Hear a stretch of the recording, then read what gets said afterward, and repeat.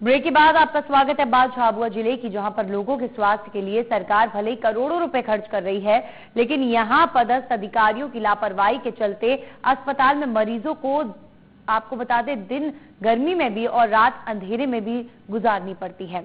हालांकि झाबुआ जिला चिकित्सालय ISO प्राप्त है और यहां बेहतर इलाज का दावा किया जा रहा है, लेकिन असलियत में यहां मरीजों की हालत मोमबत्ती भरोसे ही है।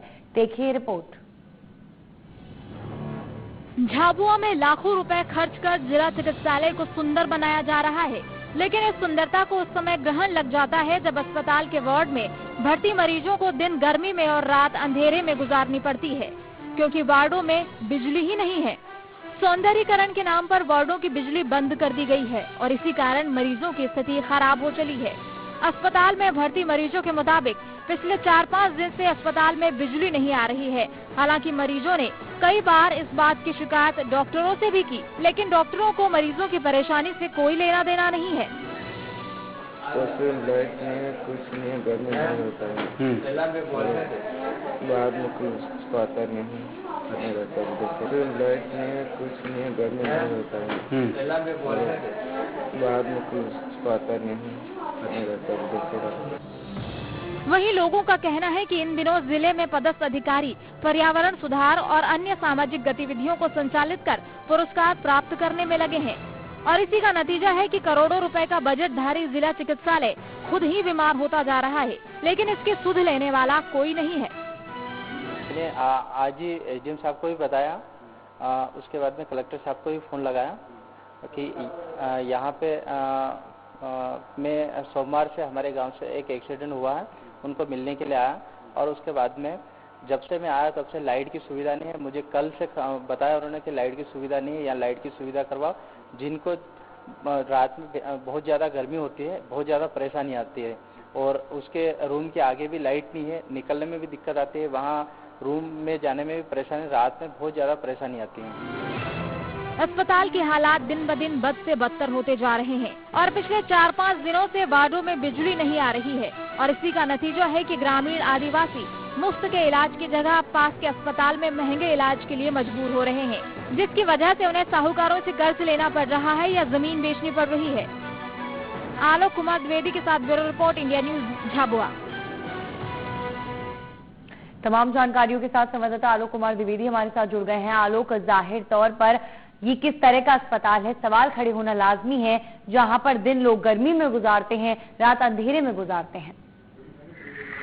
नंदनी, मैं बताना चाहूंगा कि ये जिला चिकित्सालय है जो जिसे ISO का प्रमाण पत्र मिला हुआ है। इस चिकित्सालय में आसपास के जो ग्रामीण अंचल के मरीज हैं, उसके साथ ही जिले के दूसरे मरीज भी यहाँ पर उपचार के लिए आते हैं और इन वार्डों की स्थिति हम 4 दिन से देखें तो इनमें मुख्य रूप से दिन में लाइट नहीं है। दिन में आज हम झाबुआ के टेम्परेचर की बात करते हैं तो लगभग 43-44 डिग्री का पारा चल रहा है। ऐसे में दिन में पंखे नहीं चलते हैं। स्थिति तब विकट हो जाती है जब रात में इन वार्डों में बिजली नहीं रहती है। जो मरीज यहाँ पर भर्ती हैं, जिनका उपचार यहाँ पे चल रहा है, वे जो सलाइन की बोतल चढ़ती है उसे या तो मोबाइल की लाइट से देखते हैं कि ये खत्म समाप्त तो नहीं हुई है, या फिर वे मोमबत्ती जलाकर इस बात का जायजा लेते रहते हैं कि बोतल समाप्त तो नहीं हो रही है। स्टाफ की यह स्थिति है कि वह बाहर घुमा, लाइट नहीं होने के कारण गर्मी से परेशान होकर बाहर घूमता है। कई मरीज सलाइन को हाथ में लेकर भी बाहर चले जाते हैं। कुल मिला के हम जिला चिकित्सालय जो ISO प्राप्त है, इसकी स्थिति के बारे में बात करते हैं तो बड़ी ही गंभीर स्थिति है।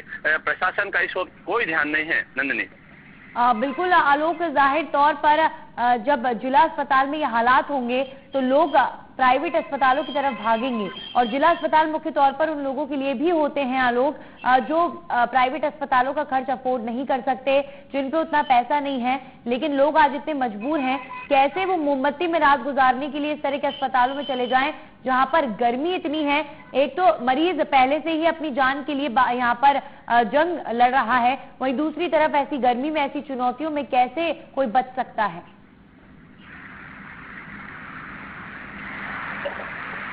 जी नंदनी, बिल्कुल आलोक, मेरा सवाल आपसे ये है कि जाहिर तौर पर जब जिला अस्पताल में ऐसे हालात होंगे तो फिर मरीज जो हैं उनका विश्वास ऐसे अस्पतालों से उठेगा, प्राइवेट अस्पतालों का रुख करेंगे, लेकिन सबसे बड़ी समस्या ये है कि जिला अस्पतालों में वो लोग मुख्य तौर पर आते हैं जिन पे प्राइवेट अस्पतालों का खर्च अफोर्ड वो नहीं कर सकते।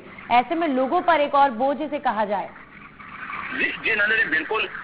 अफवाह की हम जब बात करते हैं तो ये एक आदिवासी बेल्ट है और गरीबी के कारण यहाँ स्थिति काफी गंभीर बनी रहती है और सरकार एक और मुफ्त का इलाज देने की बात करती है, इन जिला चिकित्सालयों में मुफ्त के इलाज की बात करती है, लेकिन जब इस प्रकार के हालात बन जाते हैं, दिन में लाइट नहीं है, रात को लाइट नहीं है, डॉक्टर्स इस ओर ध्यान नहीं दे रहे हैं, तो बेचारा जो आदिवासी है जो यहाँ इलाज कराने आ रहा है उसको मजबूरी में पास का जो शहर है गुजरात राज्य का दाहोद, वहाँ महंगे उपचार के लिए प्राइवेट अस्पतालों में जाना पड़ता है। और इसके लिए सबसे बड़ी बात है, या तो वो साहूकार से कर्ज लेगा या फिर वो अपनी जमीन को बेचकर अपने परिजनों का उपचार कराने के लिए मजबूर नजर आता है। चलिए, बहुत बहुत धन्यवाद आलोक का तमाम जानकारियों के लिए।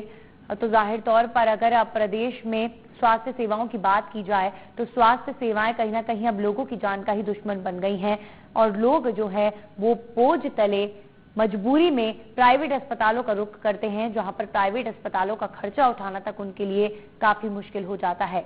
इस बुलेटिन में फिलहाल इतना ही। मुझे दीजिए इजाजत। नमस्कार।